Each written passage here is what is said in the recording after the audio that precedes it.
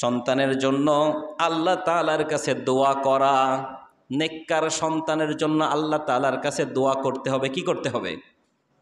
আপনার সন্তান লাগবে, দোয়া করবেন কার কাছে? ইব্রাহিম আলাইহিস সালাম দোয়া করেছিলেন, রব্বি হাবলি মিনাস সলিহিন, হে আল্লাহ আমাকে আপনি একটা নেককার আল্লাহওয়ালা একটা সন্তান দান করুন। নেককার আল্লাহওয়ালা সন্তান দান করুন। ইব্রাহিম আলাইহিস সালাম দোয়া করেছিলেন। সূরা সফফাতের 100 নম্বর আয়াত এটা। এখন এই দোয়া আবার সবাই করেন না, সবার জন্য এই দোয়া আবার প্রযোজ্য না। এক বৃদ্ধ ইমাম সাহেব মুরব্বী গ্রামের, ও কোনো মতে কোরআন শরীফ পড়তে পারে, ইমামতি করে, এরকম ইমাম বাংলাদেশে বহু আছে। গ্রামগঞ্জে ফ্রি সার্ভিস দেয়, এরকম বহু ইমাম আছে, মুয়াজ্জিন আছে। তো ইমাম সাহেব প্রতি নামাজের পরে দোয়া করে, রব্বি হাবলি মিনাস সলিহিন। এক যুবক প্রতিদিন খেয়াল করে যে কি ব্যাপার, ইমাম সাহেব শুধু রব্বি হাবলি মিনাস সলিহিন এই দোয়া করে, এর মানেটা কি? একদিন ইমাম সাহেবকে জিজ্ঞাসা করছে, ইমাম সাহেব প্রতিদিন প্রতি নামাজের পরে আপনি রব্বি হাবলি মিনাস সলিহিন এই দোয়া পড়েন, এই দোয়ার মানে কি? ইমাম সাহেব ডাক দিয়ে বলছে, বাবা আমি তো জানি না এর মানে কি। আপনি তো দোয়া করেই যাচ্ছেন, আপনি জানেন না, তা কি দোয়া করলেন আপনি? যুবক চিন্তা করেছে, তাহলে যেহেতু শহরের যে ইমাম সাহেব আছে তার কাছ থেকে শুনবো। তার কাছে গেল, যাওয়ার পরে শহরের ইমামকে ডেকে বলছে, ইমাম সাহেব আমাদের গ্রামের ইমাম প্রতিদিন এই বলে দোয়া করে, কিন্তু এই দোয়ার মানে জানে না। আপনি যদি এই দোয়ার মানেটা বলে দিতেন অত্যন্ত বড় ভালো হতো। ইমাম সাহেব ডেকে বলছে, এই দোয়ার অর্থ হচ্ছে এই, হে আল্লাহ আপনি আমাকে একটা নেককার সন্তান দান করেন। এই দোয়ার অর্থ হলো এই। যুবক ইমাম সাহেবের কাছে এসে বলছে, ইমাম সাহেব আগে বলেন আপনার ছেলে মেয়ে কয়টা? ইমাম সাহেব ডেকে বলছে, বাবাজি সন্তান তো আমার 13টা। যুবক ডেকে বলছে, 13টা সন্তান, এর পরেও এখনো এই দোয়া করে যাচ্ছেন, তা কতগুলো লাগবে আপনার? মানে গ্রামের ইমাম সাহেব দোয়া করে যাচ্ছে রব্বি হাবলি মিনাস সলিহিন। সন্তান যাদের প্রয়োজন তারা এই দোয়াটা করবেন, রব্বি হাবলি মিনাস সলিহিন, হে আল্লাহ আপনি আমাকে নেককার একটা সন্তান দান করুন। তাহলে সন্তান চাইতে হবে। আবার সন্তান যাদের না হয় তাদের জন্য একটা দোয়া আছে।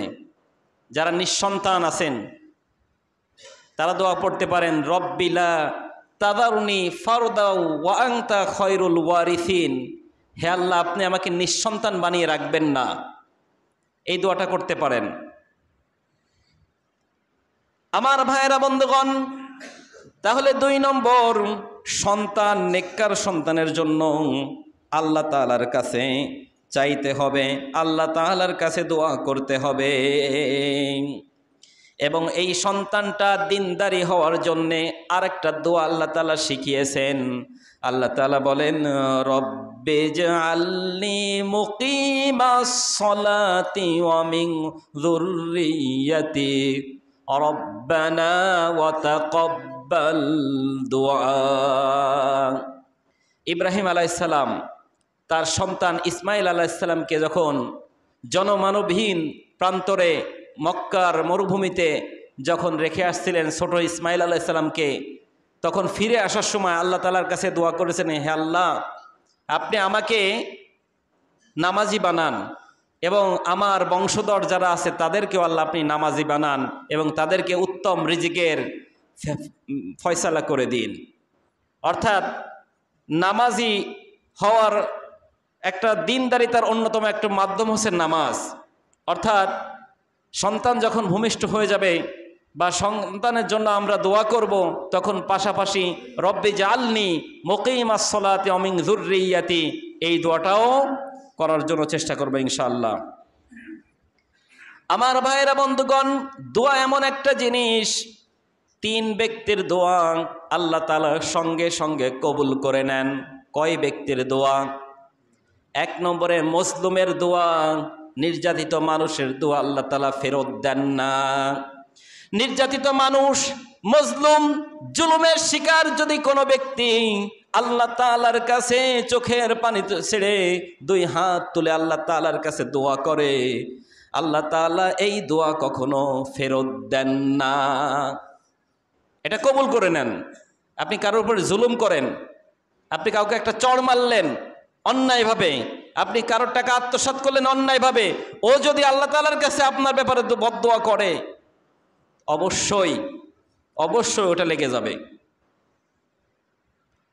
নাম্বার 2, 2 নম্বরে যদি কোনো মুসাফির দোয়া করে, মুসাফিরের দোয়া আল্লাহ তাআলা কবুল করে নেন। মুসাফির কাকে বলে? যে ব্যক্তি 48 কিলোমিটার অতিবাহিত হয়ে গেল, 48 কিলোমিটার বা 48 মাইল দৌড়ে গেল, দৌড়ে যাওয়ার পর থেকে সে কিন্তু মুসাফির হয়ে গেল, সফরকারী হয়ে গেল। এই ব্যক্তিকে যদি কেউ কষ্ট দেয়, এই ব্যক্তি যদি কোনো দোয়া করে, খারাপ হোক আর ভালো দোয়া হোক, এই ব্যক্তির দোয়া আল্লাহ তাআলা সঙ্গে সঙ্গে কবুল করে নেন।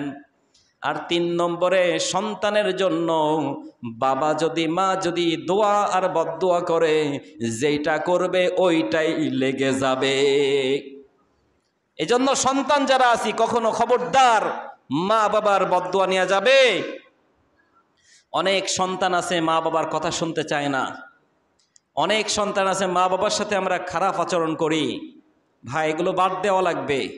খবরদার, মা বাবা যদি ক্ষমা না করে, তাদের মুখ ফুসকে বের হওয়া লাগবে না। তারা যদি মনে একটু আঘাত পায়, এতটুকু বললেই সেই আপনার জীবন শেষ, আপনার জীবন লাইফ ধ্বংস হয়ে যাবে। আপনি পরিবার জীবনে, আপনি সামাজিক জীবনে, আপনি রাষ্ট্রীয় জীবনে, প্রত্যেকটা জায়গায় আপনি লাঞ্ছিত হবেন, কারণ আপনার উপরে মা বাবার বদদোয়া রয়েছে। আল্লাহ তাআলা বলেন, আমি আল্লাহ তাআলার ইবাদত করার পরেই বলছি, ওয়াবিল ওয়ালিদাইনি ইহসানা, তোমরা নামাজ না, রোজা না, আমার ইবাদত করার পরেই, আমার ইবাদত হয়ে গেল, নামাজ হোক আর যাই হোক, আমার ইবাদতের পরেই যাদের স্থান তারা হলো মা বাবা, তাদের তোমরা খেদমত করো, তাদের সাথে ভালো আচরণ করো। এজন্য মা বাবার সাথে কখনো খবরদার। এই ঘড়িটা কি নষ্ট হয়ে গেছে নাকি? টাইম কত কি হয়েছে বোঝা যাচ্ছে না? কিছু হয়ে গেছে? আজ যাই হোক, আমরা নেককার সন্তানের জন্য আল্লাহ তাআলার কাছে দোয়া করব, স্ত্রীর জন্য দোয়া করব, এবং পাত্রপাত্রী নেককার আল্লাহওয়ালা দেখে নির্বাচন করার জন্য চেষ্টা করব। আল্লাহ তাআলা আমাদের সকলকে নেককার স্ত্রী এবং নেককার সন্তান পাওয়ার তৌফিক দান করুন।